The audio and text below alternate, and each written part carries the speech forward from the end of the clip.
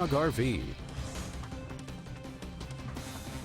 At 6:53, it's time now for our Tuesday morning sprint here on Good Morning Northwest. We'll check in with Chief Meteorologist Kristen Walls in just a minute, but first, here's a look at today's top stories. A Tri-Cities man is recovering after being shot in the leg in Hermiston Monday night. At 6:38 p.m., police got a call of shots fired near Cherry Avenue and Northwest 2nd Street. Officers found a man with a gunshot wound to the lower leg. According to Hermiston Police Chief Jason Edmiston, the man appears to have been shot once or twice. Officers will continue to investigate the shooting. And Kennewick police have arrested a suspect connected to the officer-involved shooting in Prosser. He's been identified as 19-year-old Abdiel Vargas. Another suspect is still at large.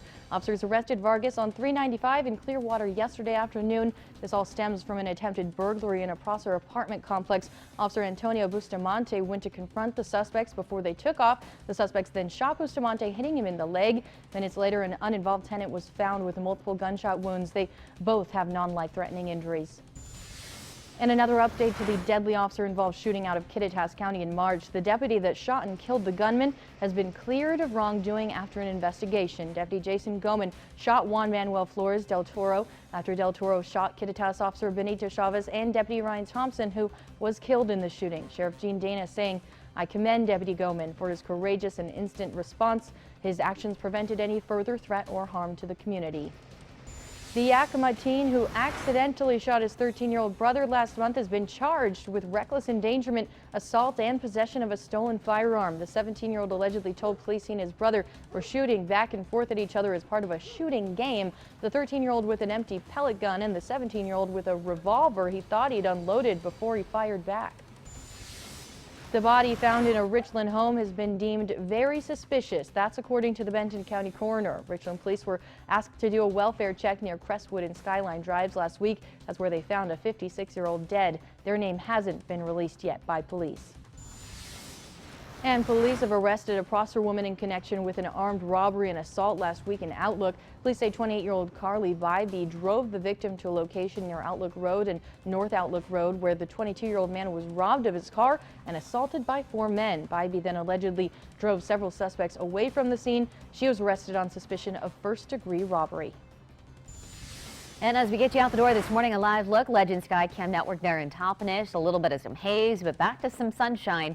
And it's going to be all about the heat out there for today. A heat advisory has just been issued that's expected to start at noon today until 8 p.m. on Wednesday. So it's not only this afternoon, but even as we head throughout your day on Wednesday, later on in the day, that we could see these temperatures climbing up into the triple digits once again. 103 degrees expected for several locations.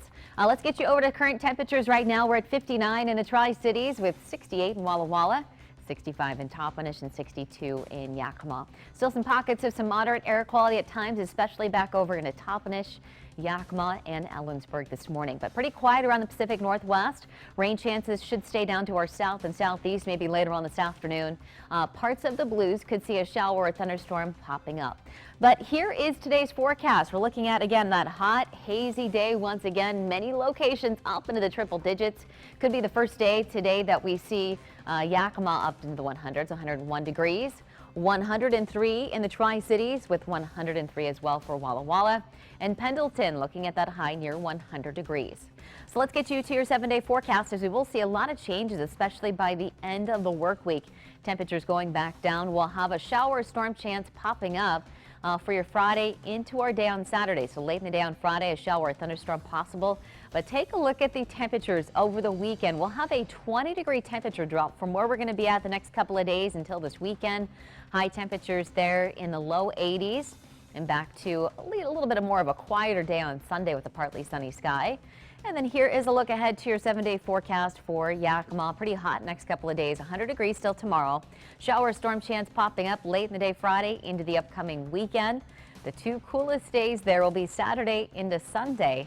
Sunday looking much better there at 81, at least a little bit drier, and more sunshine by Monday with a high of 86. So if you're out and about for today into the day tomorrow, Monica, take it easy. Heat advisory again until 8 p.m. on Wednesday. It's going to be hot. Yes, Thank you so much, Kristen. Thank you for joining us. You can find more local news on yaktrinews.com. We hope